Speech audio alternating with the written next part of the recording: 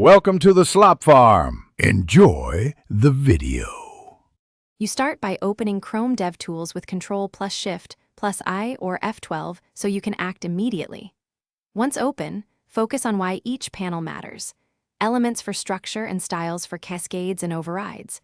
Console shows runtime messages and lets you run JavaScript.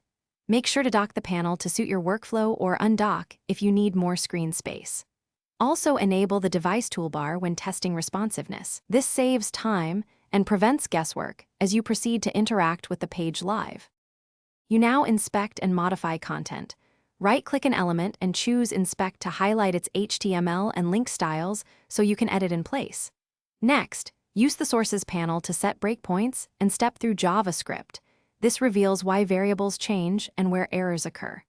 Once done stepping, watch expressions to keep an eye on key values while interacting with the page. Make sure to run small snippets in console to test fixes, and use local overrides when you need changes to persist across reloads. You finish by validating performance and network behavior.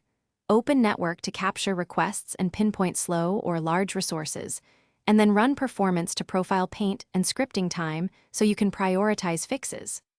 Once done profiling, run Lighthouse audits to get actionable recommendations and a baseline score.